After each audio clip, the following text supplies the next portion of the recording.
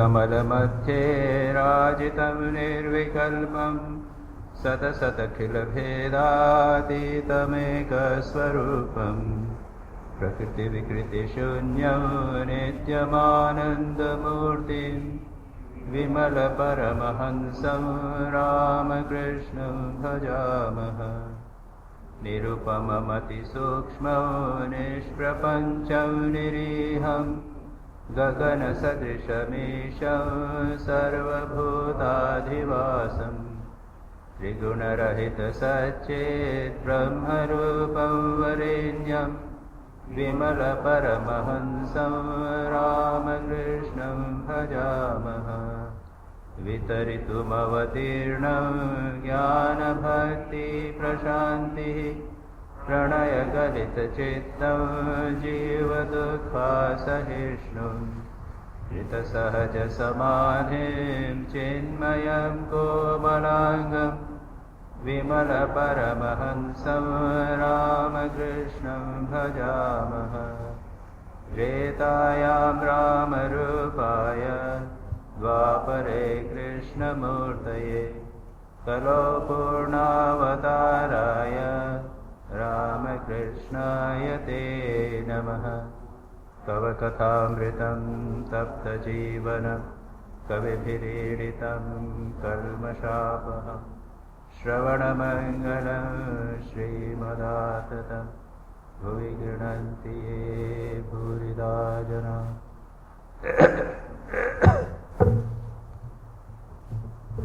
श्री रामकृष्ण वचनामृत परिच्छेद 57 16 अक्टूबर 1883। दक्षिणेश्वर में श्री रामकृष्ण विराजित हैं। मंगलवार है, फिर भी कुछ भक्त लोग आ गए हैं।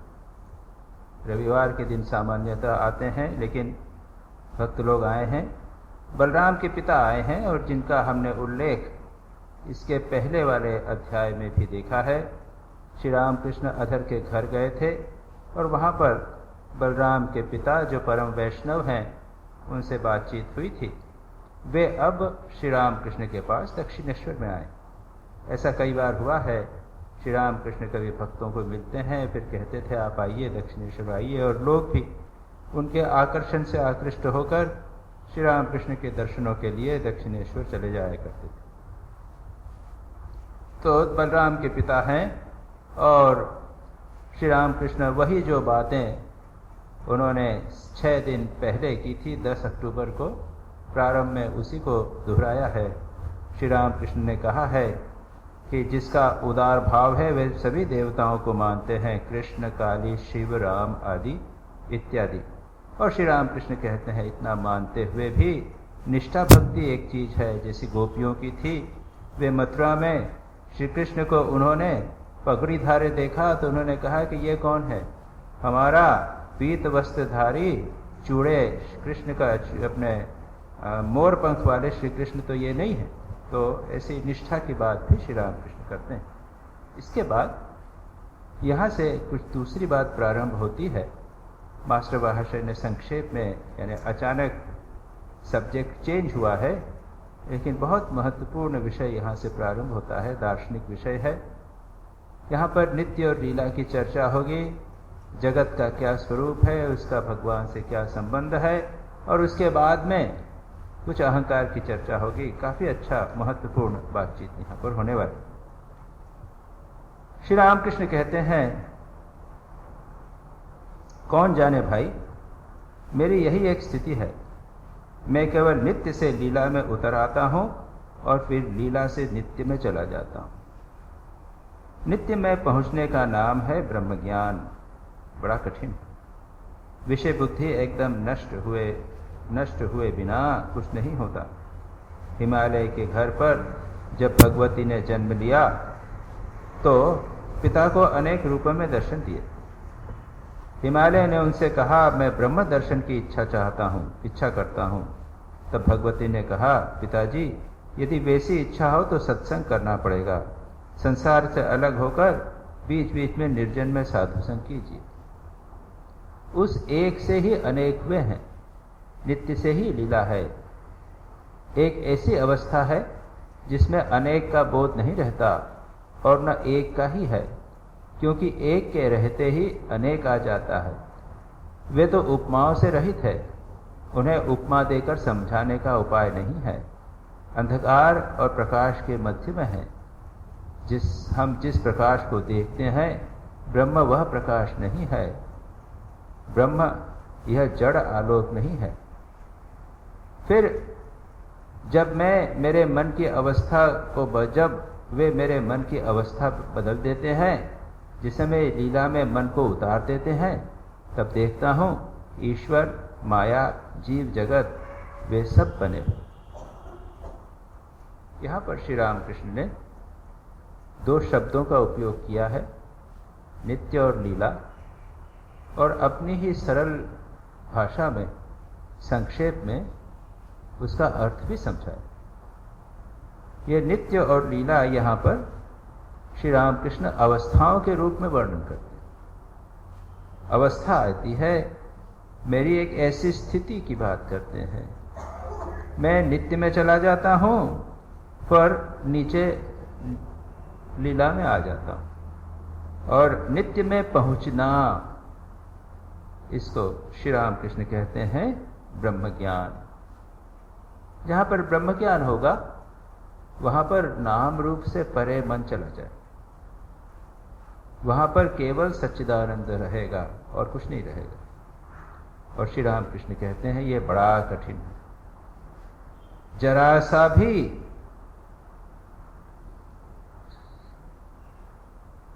द्वैत बोध रहते ये नहीं हो सकता। और फिर दृष्टांत देते हैं, मां भगवती पार्वती ने, दुर्गा ने जब हिमालय के घर जन्म लिया तब अनेक रूप दिखाए। जब भगवान राम ने कौशल्या के यहाँ जन्म लिया तो उन्होंने रामचरितमानस के अनुसार उन्होंने चतुर्भुज रूप दिखाया।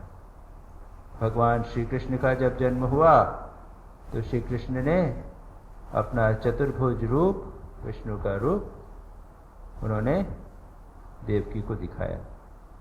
तो भगवान बीच बीच में रूप दिखाते हैं। जब जन्म लेते हैं भगवती या भगवान तो अपना स्वरूप, अपना रूप, विभिन्न प्रकार के रूप दिखाते हैं।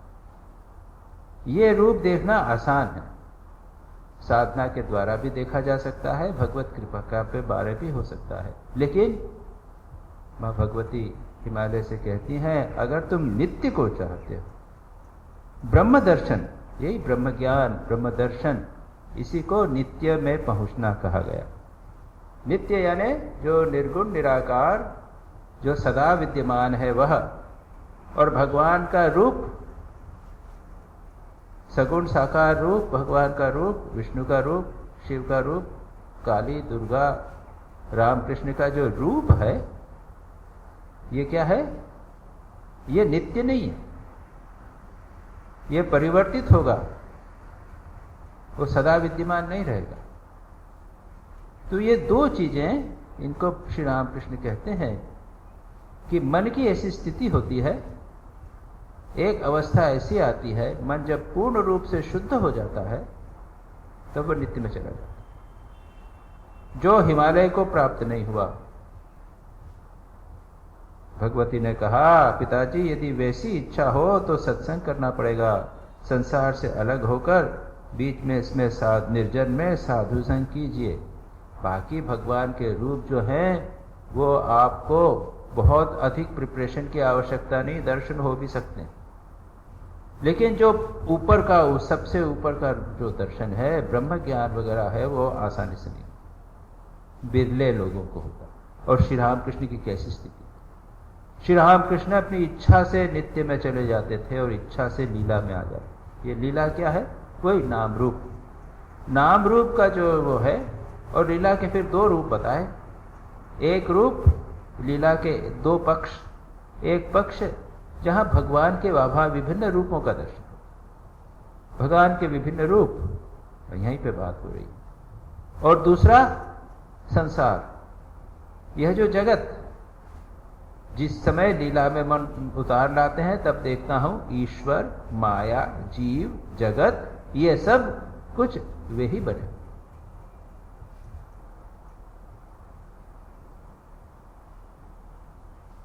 श्री रामकृष्ण स्वयं कहते हैं, जब नेति नेति करके अब छत पर जाओ, छत पर पहुंचना है, तो पहली सीढ़ी को कहा यह छत नहीं है, दूसरी सीढ़ी यह छत नहीं है, तीसरी सीढ़ी यह छत नहीं है, यह नहीं नहीं करके ऊपर पहुंच गए, यह छत। उसके बाद जब नीचे उतरते हैं, जब जो सीढ़ियां हैं वह भी उसी चूने की, उसी ईंट की, उसी की बनी हुई। तो पहले नेति नेति करके आप नित्य में पहुंच जाइए, उसके बाद में जब नीचे उतरते हैं तो लीला भी सत्य प्रतीत होती है। यह नाम रूप भी है, सत्य है। क्या है? भगवान का ही एक रूप है। जब देश काल और निमित्त के माध्यम से ब्रह्म को देखते हैं तब वो लीला दिखेगा। टाइम, स्पेस एंड कॉजेशन, जब इनका एक आवरण, इसके भीतर से ब्रह्म को देखेंगे तो जो दिखेगा वह है लीला। है तो ब्रह्म ही, लेकिन वह है लीला। लेकिन देश काल और निमित्त, टाइम स्पेस कॉजेशन के परे अगर जाएंगे तो वह हो जाएगा नित्य, वह निर्गुण निराकार। श्री रामकृष्ण कहते हैं ना, एक ऐसी अवस्था है जिसमें अनेक का बोध नहीं रहता और न एक का ही रहता है, क्योंकि एक के रहते अनेक आ जाते हैं। वे उपमाओं से रहित हैं, उन्हें उपमा देकर समझाने का उपाय नहीं। ये सब श्री रामकृष्ण कहते हैं। तो लीला की ऐसी, नित्य का ऐसी स्थिति है कि वहां पर कुछ नहीं। उपनिषदों में ब्रह्म के स्वरूप को भिन्न भिन्न प्रकार से वर्णन किया गया।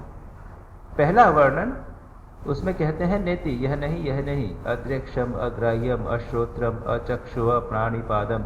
हम मुंडक उपनिषद जब करेंगे, कल करेंगे, तो कल या कभी न कभी वो आएगा। हमने कर लिया शायद दोस्तों। अद्रेक्षम, उसको नेत्रों से नहीं देखा जा सकता, हाथों से नहीं पकड़ा जा सकता, मन से द्वारा नहीं जाना जा सकता। यह हुआ नेति नेति, नहीं नहीं नहीं नहीं। ब्रह्म का वर्णन उपनिषदों में ऐसा आता है। उसके बाद बाद में क्या कहते हैं?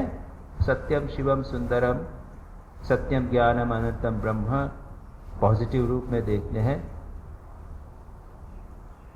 लेकिन और उसके बाद तीसरा आता है, जब कहते हैं कि संसार की जितनी वस्तुएं हैं सब ब्रह्म ही हैं। क्या कहते हैं?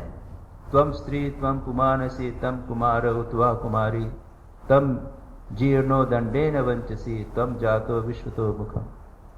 क्या है?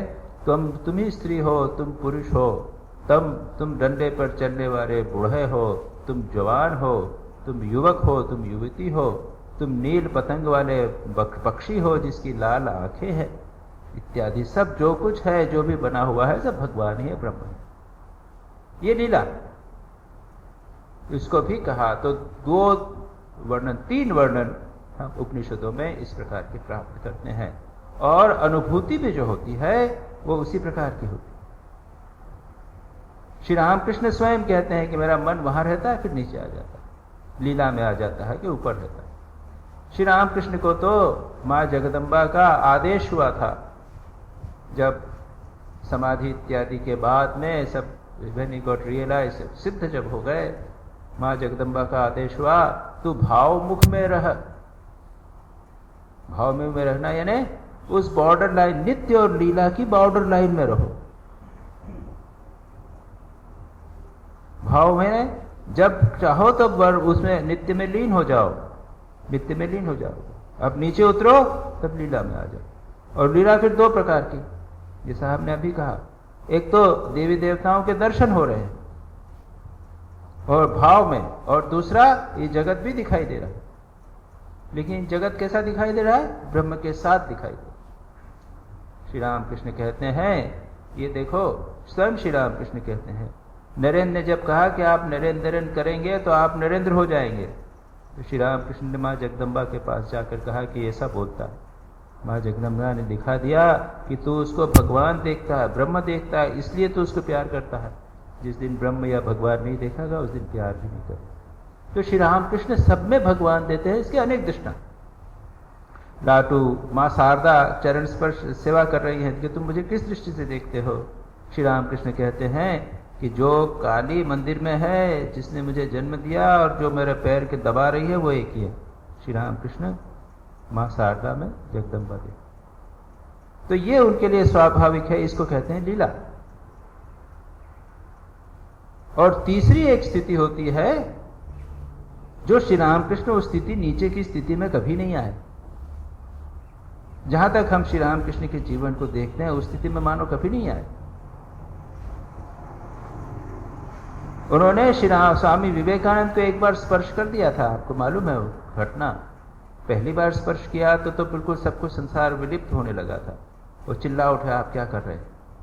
यानी उस समय उनको लीला नित्य में विलीन करना चाहते थे, उसका एक्सपीरियंस देना चाहते थे। उसके बाद में दूसरी बार जब स्पर्श किया, उसके बाद में क्या हुआ था? स्वामी विवेकानंद को सर्वत्र ब्रह्म दिखने लगा था। वो कह रहे थे घटी बाटी दवाई मकान, ये घोड़ा भग्गी मैं, ये सब ब्रह्म दिखाई दे, नाम रूप भी दिखाई दे रहा है, ब्रह्म भी दिखाई दे रहा है। ये हुआ नित्य के बाद लीला का अनुभव। लेकिन उसके बाद स्वामी विवेकानंद कहते हैं कि वह भाव जब चला गया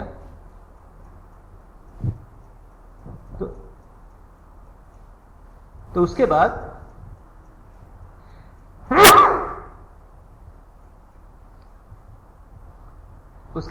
स्वामी विवेकानंद कहते हैं कि जगत मुझे स्वप्नवत दिखाई देने लगा, ब्रह्मवत नहीं दिखाई दे रहा है, भगवान से पूर्ण नहीं दिखाई दे रहा है, स्वप्नवत दिखाई दे रहा है।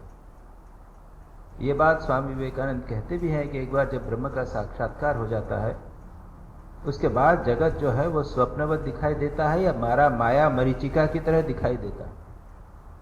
और वे दृष्टांत देते हैं कि जब मैं राजस्थान में जा रहा था, लोग कहते थे यहाँ पानी नहीं है, ये रेगिस्तान है। देखता था बड़े बड़े तालाब हैं, बड़े बड़े सरोवर हैं, उसमें पानी में रिफ्लेक्शन पड़ रहा है, पेड़ों का प्रतिबिंब पड़ रहा है, और लोग कहते हैं कि ये रेगिस्तान। एक बार प्यास लगी, मैं उधर जाने लगा, जाता गया और पानी दूर होता गया। अचानक मुझे आया, अरे ये मरीचिका, इसी को हमने किताबों में पढ़ा था, ये मरीचिका। उसके बाद दूसरे दिन भी चले हुए, उनको फिर वही दिखाई दिया, लेकिन इस बार वे प्रलोभित नहीं हुए, जान गए, दिखाई दे रहा है, जान गए कि ये मरीचिका। लेकिन वे यह नहीं जाने कि ये ब्रह्म है, नाम रूप के साथ ब्रह्म है, नहीं जाना। उन्होंने जाना कि ये जगत जो दिखाई दे रहा है ये मिथ्या है, ये लीला नहीं है। यह जो अनुभव है इसे हम लीला नहीं कहें। लीला क्या? जब नाम रूप भी दिखे और साथ में ब्रह्म भी दिखे, सत्य भी दिखे। जैसा श्री राम कृष्ण कहते हैं, जब वे मेरे मन की अवस्था बदल देते हैं, जिस समय लीला में मन को उतार देते हैं, तब देखता हूं ईश्वर, माया, जीव जगत वे सब कुछ बने हुए हैं, ब्रह्म या भगवान ही सब कुछ बना हुआ है। जैसे मिट्टी के बहुत सारे अलग अलग प्रकार के बर्तन, कभी कभी यहाँ पे सड़क पे जाइए ना, इधर से जो सड़क जाती है तो वहां पे मिट्टी के बर्तन बहुत सारे लेकर बैठे रहते हैं लोग। तो कितने प्रकार के बर्तन, कितने, पर सब हैं कि सब मिट्टी के। उसी प्रकार से ये सब कुछ जगत जो है वो ब्रह्म से बना हुआ। माया भी, जिस माया से मरीचिका दिखती है वह भी, जीव भी, जगत भी, ईश्वर भी। ईश्वर कौन सा? ये सगुण ईश्वर जो जगत की सृष्टि स्थिति प्रलय करता, ये सब का सब ब्रह्म से बना हुआ। हमने कल उसके बाद कई बार उसको डिस्कस किया है। उपादान कारण और निमित्त कारण की चर्चा मुंडक उपनिषद में की है, और आजकल तो अध्यात्म रामायण वगैरह में सब आजकल वी आर ऑल ऑन, बहुत हायर लेवल पे हैं सब लोग, सब के सब ब्रह्म की चर्चा चल रही है सभी जगह। वहाँ भी कहते हैं कि राम न गच्छति, न राम न जाता है न आता है, और राम सच्चिदानंद है, ये सब कुछ, ये बाकी जितनी सब चाहिए है माया है इत्यादि। वहाँ भी बिल्कुल सीधा वही बात कर रहे हैं। जो यहां पर श्री रामकृष्ण उसी की बात कर रहे हैं कि अब थोड़ा बहुत यानी ये एक्सपीरियंस की बात है, हम लोग सिर्फ थियोरेटिकल बात कर सकते हैं, कि सिर्फ दार्शनिक चर्चा कर सकते हैं, लेकिन यह भी अच्छा है कि तो हमारे सिद्धांत के अनुसार, वेदांत के अनुसार ये जगत एक ऐसी स्थिति है जहाँ जगत के ऊपर मन चला जाता है और उसके बाद जब मन नीचे आ जाता है तो नाम रूपात्मक जगत भी ब्रह्म दिखाई देता है। अब तीसरी बात बता श्री रामकृष्ण, फिर कभी वे दिखाते हैं कि उन्होंने इस सब जीव जगत को बनाया है जैसे मालिक और उसका बगीचा। अब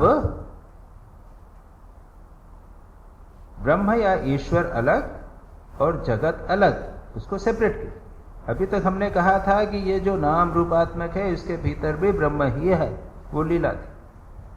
यहां पर क्या किया, ये लीला नहीं, लीला को बदल दिया। ये भगवान की, ये देखिए वैष्णवों की जो लीला का कंसेप्ट है वो दूसरा भिन्न है। उसमें क्या है, भगवान श्री कृष्ण और श्री कृष्ण की लीला। तो भगवान श्री कृष्ण सच्चिदानंद है और जो उन्होंने शरीर धारण करके जो किया, इतने राक्षसों को मारा, कंस को मारा और ये सब किया, इतना किया, वो उनकी लीला है। ये दूसरे भाव से है, वैष्णवों के भाव से। यहां श्री रामकृष्ण कहते हैं ऐसी स्थिति जब आती है, थोड़ा सा और नीचे आ गए, तब क्या देखते हैं, वे कहते हैं कि यह सब जीव जगत को उन्होंने बनाया है, क्रिएटर। और ये बात आपके हिंदू धर्म में ये दोनों सिद्धांत, हमारे यहां पे अलग अलग प्रकार के सिद्धांत है। एक द्वैत सिद्धांत है। अब इसको अगर हम एक प्रकार से देखें, जो नित्य का सिद्धांत अगर स्वीकार करे और बाकी जगत को माया यदि माने, तो ये हो गया अद्वैत वेदांत।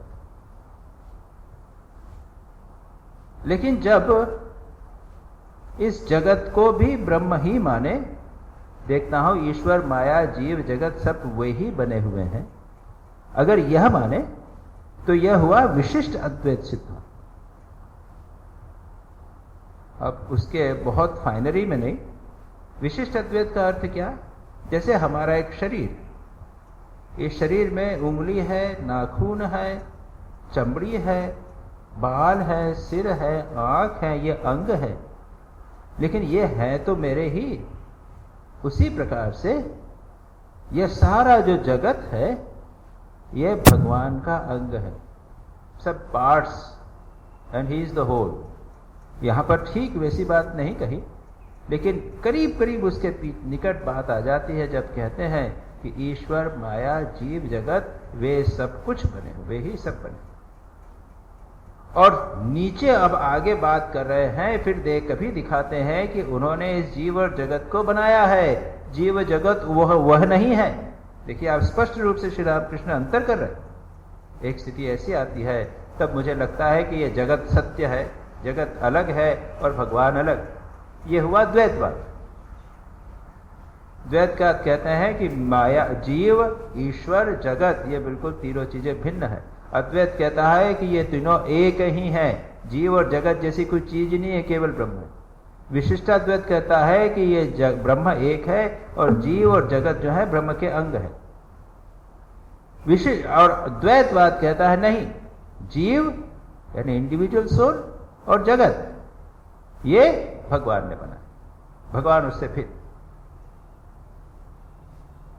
देह बुद्ध्या तु दासोहम, जीव बुद्ध्या त्वदंशकः, आत्म बुद्ध्या त्वमेवाहम इति में दिशितामकिति। हनुमान जी ने कहा कि राम, जब मैं अपने को देह समझता हूं तब तुम्हारा दास हूं, तुमसे भिन्न हूं, तुम मेरे स्वामी।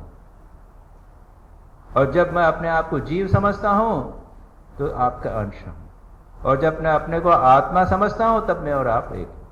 तो ये द्वैत का श्री रामकृष्ण यहां पर छोटे से इसमें तीनों सिद्धांतों को यहां पर उन्हें छोटे से मिले। अब आप किसी को ले, किसी को भी ले सकते हैं, लेकिन महत्वपूर्ण बात इसके बाद में जो कह रहे हैं, जो तीसरा सिद्धांत है उसकी भी साधना की दृष्टि से उसका महत्व है, उसकी आवश्यकता। आप नित्य को ही स्वीकार करो, जगत को मिथ्या स्वीकार करो, यह आपके ऊपर डिपेंड करता है। ये भी है, देखिए इन तीनों सिद्धांतों का साधना की दृष्टि से भी महत्व है। पहले सिद्धांत के अनुसार ये जगत है ही नहीं, मिथ्या है, केवल नित्य ब्रह्म ही सत्य है और कुछ नहीं। तो फिर साधक क्या करेगा? निरंतर कहेगा ये जगत मिथ्या, जगत मिथ्या, केवल ब्रह्म सत्य है, जगत मिथ्या, ब्रह्म सत्य। बार बार विचार करेगा, विचार करेगा, अपने शरीर को मिथ्या मानेगा, जगत को मिथ्या मानेगा, विचार बार बार करेगा। दूसरा साधक कहेगा नहीं, ये जीव जगत जो है ये भी ब्रह्म है। तो जो कुछ भी देखेगा, जिसको भी देखेगा, उसको समझेगा ब्रह्म है। रोगी की सेवा करेगा, कहेगा कि यह शिव ज्ञान, इसमें भगवान। जहां कहीं भी देखी जाओगे, जस यत्र यत्र मनोयाति तत्र तत्र ब्रह्म भाति। जहां जहां पर जिस जिस वस्तु को देखेगा, उसके पीछे नाम रूप को छोड़कर उसके पीछे जो ब्रह्म है उसको देखने का प्रयत्न कर।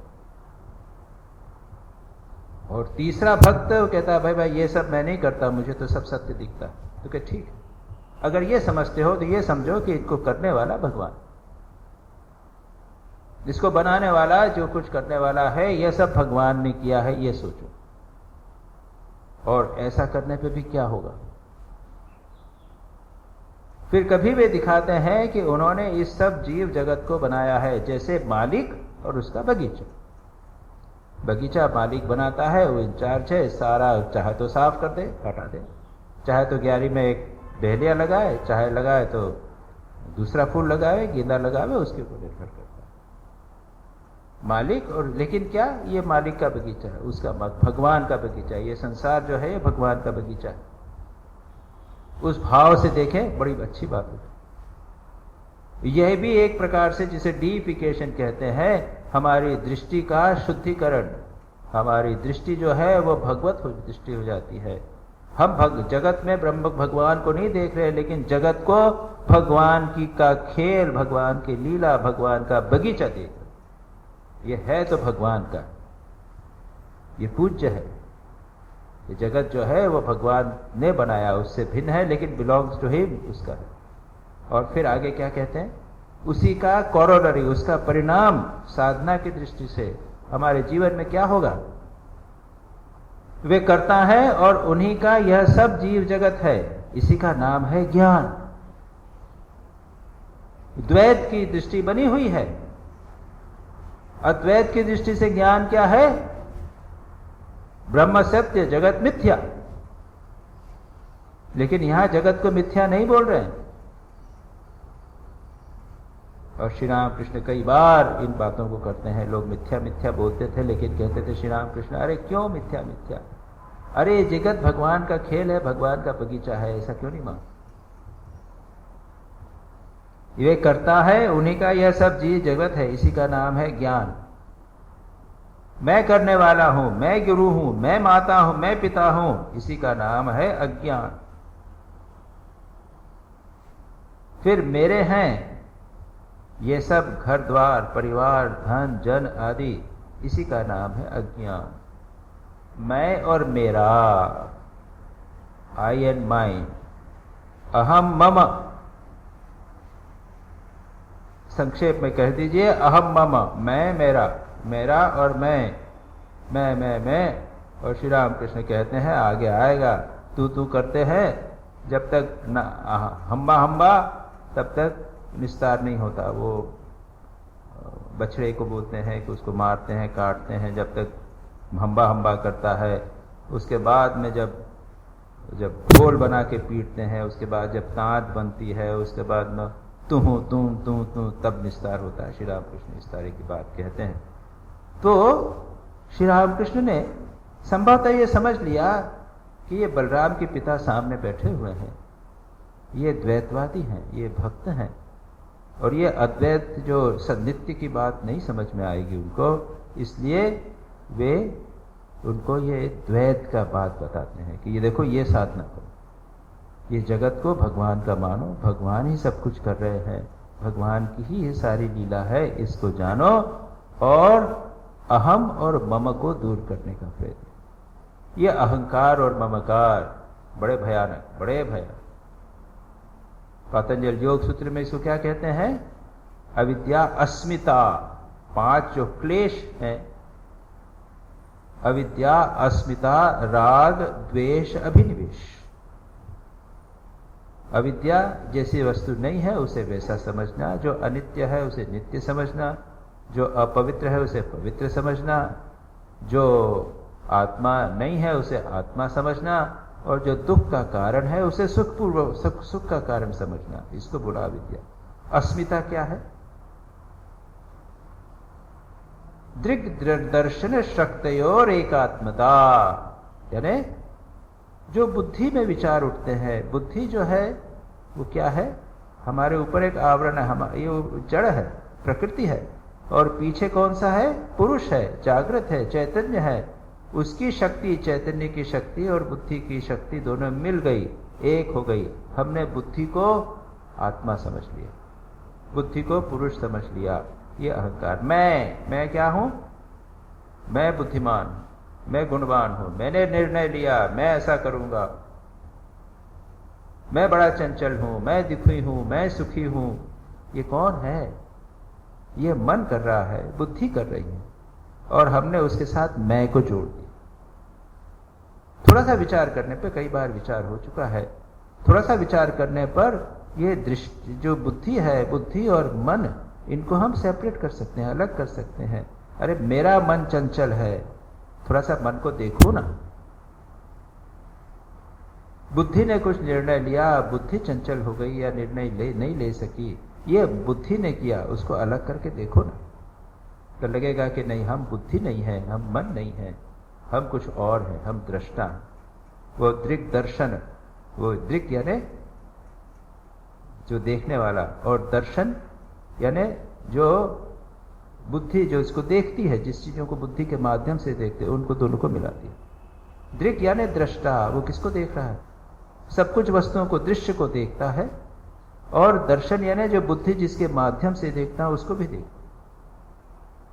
बुद्धि के माध्यम से हम सारे जगत को देखते हैं, और उसके पीछे आत्मा है जो उसको प्रतिबिंब करता है, इसलिए हम देखते हैं। तो इन दोनों में जब कंफ्यूजन हो गया, अन्योन्य अध्यास, एक दूसरे के ऊपर जब पड़ गए, तब मैं हो गई। और मैं करता हूं, मैं भोगता हूं, मैं गुणी हूं, मैं मानी हूं।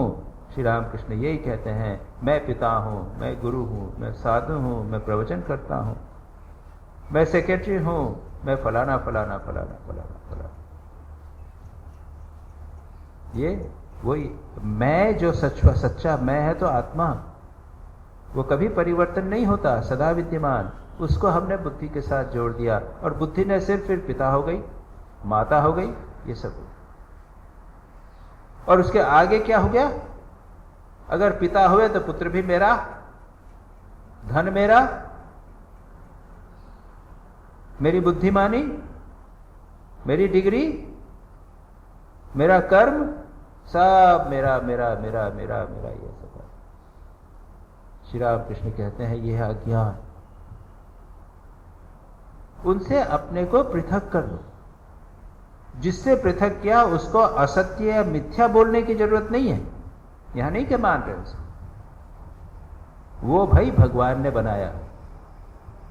जो घर है भगवान ने बनाया है, जो पुत्र है वो भगवान ने दिया है।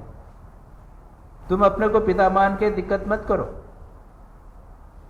जो शिष्य है वो भगवान ने दिया हुआ, तुम्हारे माध्यम से भगवान जो है वो सब कर्म करा रहे हैं, शिक्षा दिला रहे हैं, उपदेश दिला रहे हैं शिष्य को।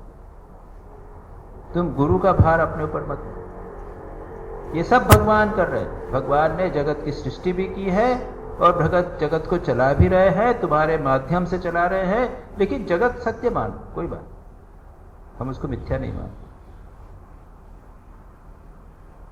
तो श्री रामकृष्ण ये हमको बड़ी अच्छी अच्छी साधना की बातें बता रहे हैं, जो हमको अच्छा लगे। इसी का नाम है अज्ञान। अज्ञान और ज्ञान का अंतर श्री रामकृष्ण बताते हैं। अब बलराम के पिता कहते हैं जी हाँ। अब कहते हैं, अब देखिए मैंने अभी कहा कि बलराम के पिता को पॉइंट आउट करके कह रहे हैं, क्योंकि वो वैष्णव हैं और ये बात भी समझ सकते हैं कि भगवान को ही सबका करता धरता सब कुछ मानो, हम उनके यंत्र हैं, वे हमको भी चला रहे हैं समान। श्री रामकृष्ण कहते हैं, जब तक यह बुद्धि नहीं होती कि ईश्वर तुम ही करता हो, तब तक बार बार लौटकर आना ही होगा, बारंबार जन्म लेना पड़ेगा। फिर जब यह ज्ञान हो जाएगा कि तुम ही करता हो, तब जन्म नहीं होगा। द्वैत की दृष्टि से अद्वैत में जो कहते हैं कि जगत मिथ्या माना, वहां पे भी अहंकार का नाश तो होता ही है। और अद्वैत की दृष्टि से, द्वैत की दृष्टि से इस प्रकार से अहंकार का नाश, अद्वैत की दृष्टि से अहंकार मिथ्या हो जाता है। मैं नहीं हूं, केवल ब्रह्म है, अहम ब्रह्म, मैं शुद्ध आत्मा हूं और मैं ब्रह्म के साथ एक हो गया। और द्वैत की दृष्टि से मैं नहीं, ना हम, न हम, मैं नहीं, तू ही है। यहां भी अहंकार का नाश हुआ है। जो कच्चा अहंकार है, श्री रामकृष्ण जिसको बदमाश अहंकार कहते थे, दुष्ट अहंकार, उसका नाश या ज्ञान के द्वारा अद्वैत में मिथ्या मानकर करो, या उसको ब्रह्म के साथ लीन कर दो, अहम ब्रह्मास्मि करके करो, या फिर उसे नाहम नाहम, मैं नहीं, प्रभु तू ही करता, ये मान के दोनों करने में मुक्ति होगी, दोनों ही करने में मुक्ति होगी। आप कहेंगे कि महाराज ये जो आपका जगत का तो सत्यत्व बना ही हुआ है, और वेदांत में, अद्वैत वेदांत के अनुसार जगत तो मिथ्या हो जाता है, यहां पे तो जगत को सत्य बना के रख रहे हैं। अरे जगत के मिथ्यात्व में सबसे महत्वपूर्ण बात है अपने स्वयं का मिथ्यात्व निश्चय। ये बहुत कठिन, इसलिए त्वम पद शोधन, तुम कौन हो, इस पर विचार को वेदांत में सबसे अधिक महत्व दिया गया। जिसको कहते हैं त्वम शुद्ध, तुम कौन हो? क्या तुम शरीर हो? नहीं, शरीर नहीं। तुम मन हो? नहीं, मन नहीं। बुद्धि हो? नहीं, बुद्धि नहीं। अहंकार हो? नहीं, अहंकार। आनंद हो? नहीं। सूक्ष्म शरीर, कारण शरीर, स्थूल शरीर? नहीं, नहीं, नहीं, नहीं। तो जगत असत्य मिथ्या निश्चय होवे या न रहे, लेकिन स्वयं के शरीर, मन और ये पांचों कोश और 3 शरीर, इनका मिथ्यात्व निश्चय वेदांत में सबसे महत्वपूर्ण। और ये बात यहां भी है, यहां पे अहंकार को विलीन करना है, वहां पे भी अहंकार को विलीन करना है। एक बार जब अहंकार विलीन हो गया, तुम ही करता हो, तब फिर जन्म नहीं होगा। और वहां पर अगर ये हो गया कि मैं आत्मा हूं, मैं ये अहंकार नहीं हूं, मन बुद्धि अहंकार चित्तानि नाहम, तब भी जन्म नहीं होगा। साइकोलॉजिकली, मनोवैज्ञानिक दृष्टि से दोनों प्रोसेस एक ही है। दोनों सच पूछा जाए निगेशन की प्रोसेस है। हम जिसे से आसक्त हैं, हमारे देह मन प्राण इत्यादि जो से आसक्त हैं, उसके साथ में सारे जगत से जो चिपके हुए हैं, उसका विलीन करना अद्वैत वेदांत की दृष्टि से करो या अद्वैत की तरह करो, प्रोसेस एक ही। ये सबसे महत्वपूर्ण है, अपने अहंकार को विलीन करो किसी भी प्रकार से। लेकिन झूठा बोलने से नहीं करना है, अरे मैं नहीं, भगवान ही सब कर रहे हैं। वो जैसे वो एक ब्राह्मण ने ना गाय को मार डाला था, कहानी है ना, गाय को मार डाला था, क्या इंद्र ने मारा। और उसके बाद में जब इंद्र आए, सब बगीचा, हाँ ये सब तो मैंने बनाया, गाय मारी वो इंद्र ने मारी, बाकी सब काम हम कर रहे हैं। कष्ट आया, भगवान हमको कष्ट दे रहा है। जब सुख आया था तब भगवान को नहीं आया। ये छल नहीं, इतना आसान, ये भी प्रोसेस आसान नहीं। जिस प्रकार मिथ्या निश्चय आसान नहीं है, उसी प्रकार यह मानना कि भगवान ही सब कुछ कर रहे हैं, मैं नहीं कर रहा हूं, यह भी आसान, इतना आसान, बड़ी मुश्किल। इसीलिए गीता में तो बार बार भगवान कर्मयोग कर्मयोग कर्मयोग कहते जाओ। द्वितीय अध्याय में प्रारंभ हुआ, तीसरी अध्याय, चतुर्थ अध्याय, पंचम अध्याय, कर्मयोग कर्मयोग करे जाओ। कई बार बार बार बार इसी अहंकार को नाश करने कि भाई तुम करता नहीं हो। गुणा गुणेषु वर्तन्ते, भागा गुणा गुणेषु वर्तन्ते, गुण गुण में है, वो मत्वा न सच्यते, वो अपने को अलग है। तो श्री राम कृष्ण ये बात बहुत महत्वपूर्ण कहते हैं। फिर कहते हैं जब तक तू ही न करोगे तब तक छुटकारा नहीं। मैं नहीं प्रभु, तुम ही। आना जाना पुनर्जन्म होगा ही, मुक्ति न होगी। और मेरा मेरा कहने से भी क्या होगा? अरे कहने से क्या होगा? मेरा घर, मेरा मकान, मेरा पैसा, मेरा पुत्र, मेरी स्त्री, मेरा पति, इसे कहने से क्या होगा? जब बाबू बुलाएंगे, बाबू हटाएंगे ना यहाँ से, निकालेंगे, तब कोई नहीं जाएगा साथ में। जब यहाँ से जब छोड़ के जाएंगे ना, बुलावा फाइनल कॉल जब आएगा ना, तो कोई नहीं जाने वाला है। जिसको मैं करके इतने चिपके हुए हैं, कोई नहीं जाने वाला साथ। बाबू का मुनीम कहता है यह हमारा बगीचा है, हमारी खाट है, हमारी कुर्सी है, परंतु जब उसे नौकरी से निकाल देते हैं तो अपनी आम की लकड़ी की छोटी सी संदूकची तक ले जाने का उसी का अधिकार नहीं है। जिसे आप मैं कर रहे हैं ना, उसमें से कुछ भी नहीं जाने वाला, कुछ भी नहीं जाने। श्री राम कृष्ण बिल्कुल डाउन टू द अर्थ आ गए हैं। पहले वह नित्य पे चल रहे थे, अब हमारे लेवल पे आ गए। उन्होंने कहा कि भगवान सब कर रहे हैं, अगर ये भी नहीं मानो तो भी बोल देता हूं कि बच जाओ बाबा, मेरा मेरा मत करो, क्योंकि कुछ नहीं साथ में जाने वाला। श्री रामकृष्ण कहते मजाक करते हैं ना कि एक आदमी मर रहा है, कंजूस मर रहा है, तो सब उसके पास पास, बड़ा लड़का कहाँ है? यहाँ है। छोटा यहाँ है। बहू कहाँ है? ये है। नाती पोती सब बड़े हो गए अब तक हैं। अरे वो दुकान पे कौन है?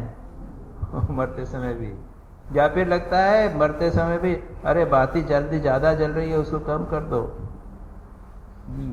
बातें ज्यादा जल रही है, उसको कम कर दो। तो ये हाल, इसलिए श्री राम कृष्ण कहते हैं बाकी बातें छोड़ो बाबा, तू ही तो कर भी नहीं सकोगे, तो भी इस आसक्ति को तो छोड़ो, नहीं तो क्या है? और मेरा मेरा कहने से भी क्या होने वाला है? कुछ नहीं होने वाला, फायदा कुछ नहीं होने वाला। पर दुर्भाग्य ये है कि ये मैं से ही लोग, अधिकांश लोग इसी में फंसे। लोग तो ऐसे हैं, कभी कभी कुछ साधु लोग भी ऐसे हो जाते हैं, मैंने ऐसा किया, मैंने ऐसा किया, मैंने मकान बनाया, मैंने आश्रम बनाया है, मैं क्या नहीं कर सकता। मैं भयानक से यतीश्वरानंद जी कहते हैं, ये मैं के बारे में उन्होंने लेख लिखा, एक बताया था मैंने आपको, एक दृष्टांत शायद बताया था, कुछ लोगों ने सुना होगा, कुछ लोगों ने नहीं सुना होगा।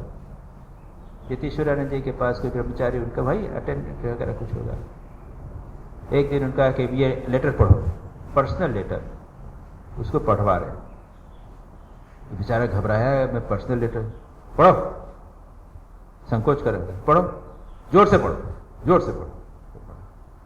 उसमें लिखा है कि I have got this problem, ये है, ध्यान नहीं हो रहा, ये नहीं होता। What you find? पूछा क्या है? तो क्या बोलो, चुपचाप है। अच्छा, now count how many times I has come. तो एक 25 लाइन, 20-25 लाइन का लेटर है, उसमें 20 बार आई, मैं। क्या? This is the problem. ध्यान नहीं होता, कुछ प्रगति नहीं कर रहा, this is the problem, this I, too much engaged with I, इसी के कारण प्रॉब्लम। तो ये श्री राम कृष्ण यहाँ कहते हैं, ये अहंकार बहुत कष्ट होता है। मैं और मेरा ने सत्य को छिपा रखा है, जानने नहीं देता। ये मैं और मेरा जब तक है तब तक समस्या है, पर जाना बड़ा कठिन। जब तक बच्चे जैसे नहीं होंगे, कंप्लीट जब अहंकार नहीं चला जाएगा, तब तक बड़ा मुश्किल।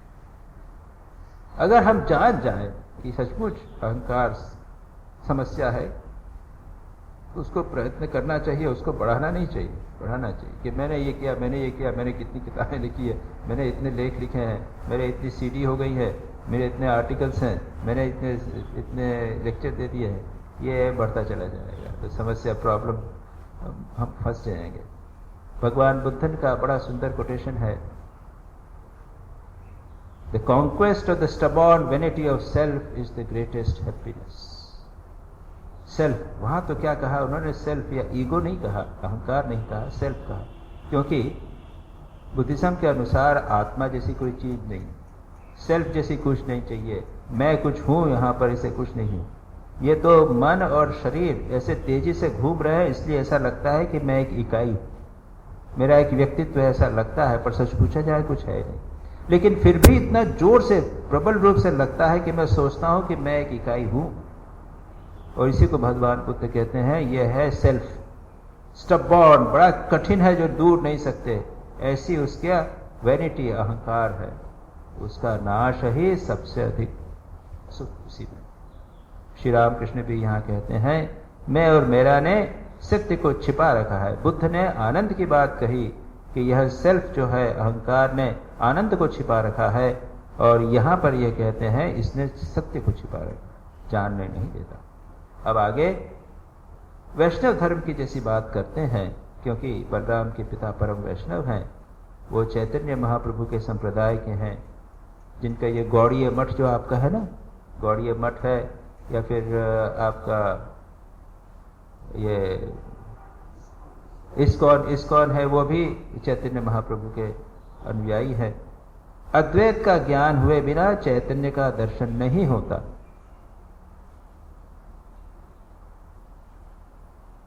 चैतन्य का दर्शन होने पर तब नित्यानंद होता है। परमहंस स्थिति ही में यही नित्यानंद है। ये जो तीन शब्द जो यूज किए हैं, ये श्री रामकृष्ण ने दार्शनिक दृष्टि से किए हैं, लेकिन इसका चैतन्य संप्रदाय से भी संबंध है। चैतन्य संप्रदाय में अद्वैत, चैतन्य और नित्यानंद, ये तीन पर्सनालिटीज थी, तीन व्यक्तित्व थे।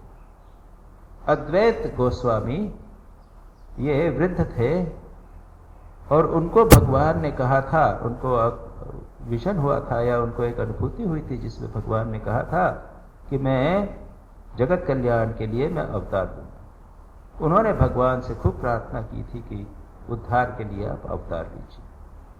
और उसके बाद में चैतन्य महाप्रभु, ये निमाई गोस्वामी का जन्म हुआ। तो अद्वैत का ज्ञान हुए बिना चैतन्य का दर्शन नहीं होता। अद्वैतानंद के बिना, अद्वैत गोस्वामी के बिना चैतन्य का अवतार नहीं होता, ऐसा ले लीजिए। फिर कहते हैं चैतन्य का दर्शन होने पर नित्यानंद होता। ये नित्यानंद बाद में आए थे। ये अवधूत नित्यानंद एक दूसरे थे, वे भी घर छोड़कर चले गए थे, अवधूत से सन्यासी थे, वे बाद में आते हैं नवद्वीप में। और चैतन्य और नित्यानंद ये दोनों एक साथ मिलकर खूब आनंद कीर्तन इत्यादि किया करते थे वहां पे नवद्वीप में। तो नित्यानंद कब आए? चैतन्य के बाद आए। तो ये कहते हैं कि अद्वैत के द्वारा, अद्वैत गोस्वामी की प्रार्थना से चैतन्य का आविर्भाव हुआ, और जब चैतन्य आए तो उनके दर्शन और उनको मिलने के लिए नित्यानंद आई। और तो कहते हैं निताई और निमाई, नित्यानंद यानी निताई और निमाई यानी चैतन्य, उनका पहले का नाम निमाई। निताई निमाई ये दोनों खूब वहां पर नृत्य करते थे, कीर्तन किया करते थे। तो इस प्रकार से यहां पर इन तीनों शब्दों के ऊपर थोड़ा सा श्लेष है, एक शब्द के दो अर्थ है यहाँ पर। अद्वैत का ज्ञान हुए बिना चैतन्य का दर्शन नहीं होता। जब अद्वैत का अनुभूति नहीं होती है तभी हमको चैतन्य प्राप्त होता है, और जब चैतन्य होता है तब आनंद, सच्चिदानंद आनंद का। ये अब दूसरे प्रकार से हम अगर उसको इन व्यक्तित्व से हटा लें तो इस प्रकार का वर्ण। परमहंस स्थिति में यही नित्यानंद है। परमहंस स्थिति नित्यानंद की परमहंस स्थिति थी। नित्यानंद उसके बाद संसार में रहे, लेकिन परमहंस के रूप में रहे। वेदांत मत में अवतार नहीं है। इस मत में चैतन्य देव अद्वैत के एक बुलबुला हैं। हम बात कर चुके हैं, पहले इस पर चर्चा हो चुकी है। वेदांत अवतार में विश्वास नहीं करता। श्री रामकृष्ण ने स्वामी विवेकानंद से कहा था ना, जब स्वामी विवेकानंद के मन में शंका उठी कि ये जब गले में कैंसर है, दुबले पतले हो गए हैं, बिल्कुल हड्डी और चमड़ी रह गई है, ऐसे में अगर ये कहते हैं कि ये अवतार है तब मैं मानूं। और तब श्री राम कृष्ण गरज के बोले थे, अभी भी अविश्वास, जो राम वो कृष्ण, इस जन्म में कृष्ण राम कृष्ण हुआ है, जो राम जो कृष्ण वह अब श्री राम कृष्ण है, तेरे वेदांत की दृष्टि से नहीं। इस बात हम कर चुके हैं ऑलरेडी चर्चा इस पर। वेदांत की दृष्टि से नहीं, वेदांत में अवतार नहीं, उसमें हम सभी अवतार हैं, याद रखिए। अवतार में क्या है? शक्ति का भेद है बस। तो मुझ में भी थोड़ी शक्ति है। एक व्यक्ति है, उसमें शक्ति है। क्या शक्ति है? उसने अपने पुत्र को कन्या को बड़ा किया, इतना तो किया है। जगत का बहुत सारा कल्याण नहीं किया, थोड़ा सा किया, वो शक्ति है बस। और शक्ति को तो मिथ्या मानता है वेदांत। तो शक्ति का भेद है, रहे, इससे क्या फर्क पड़ता है। लेकिन आत्मा जो है वो तो ब्रह्म ही है। तो वहां पर वेदांत जो है वो अवतार को नहीं मानता। श्री राम कृष्ण स्वयं कहते हैं अवतार का अर्थ होता है शक्ति का अवतार। वहां पर चैतन्य का सबसे अधिक प्रकाश और शक्ति का क्या अधिक प्ले ऑफ शक्ति, यानी अधिक शक्ति होती है। तो श्री राम कृष्ण कहते हैं वेदांत में अवतार नहीं है। इस मत में चैतन्य देव अद्वैत के एक बुलबुला मात्र हैं। यह आकाश सारा समुद्र जो है वो चैतन्य का अद्वैत का समुद्र है, और चैतन्य जो है वो एक बुलबुला, मानो एक छोटा सा एक सागर है, उसके ऊपर एक बड़ी लहर समझ लो, वही चैतन्य का दर्शन कैसा?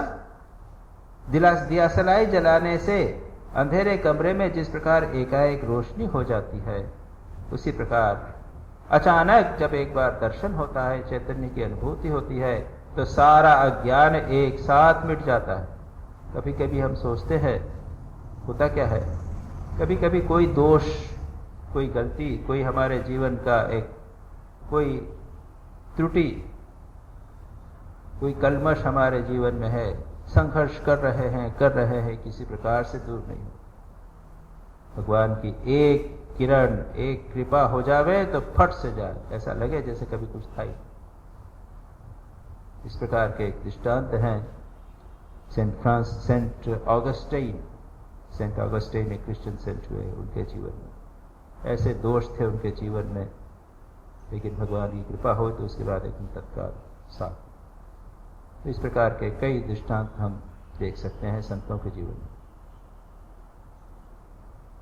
उसके बाद श्री राम कृष्ण आगे बढ़ते हैं। भक्ति मत की बात हो गई, प्रारंभ हुई है। भक्ति मत में अवतार मानते हैं, अद्वैत में अवतार नहीं मानते। कर्ता भजा संप्रदाय की एक स्त्री मेरी स्थिति को देखकर कह गई, बाबा भीतर वस्तु प्राप्ति हुई है, उतना नाचना कूदना नहीं, अंगूर के फल को रुई पर यत्न से रखना होता है। पेट में बच्चा होने पर सास अपनी बहू का धीरे धीरे काम बंद कर देती है। भगवान के दर्शन का लक्षण है धीरे धीरे कर्म त्याग होना। यह मनुष्य यानी श्री राम कृष्ण नररत्न है। मेरे खाते समय वह कहती थी, बाबा तुम खा रहे हो या किसी को खिला रहे। मतलब यहाँ पर श्री राम कृष्ण अपनी स्थिति की बात कर रहे हैं कि कुछ दूसरे संप्रदाय के लोगों ने भी उनको अवतार के रूप में जाना।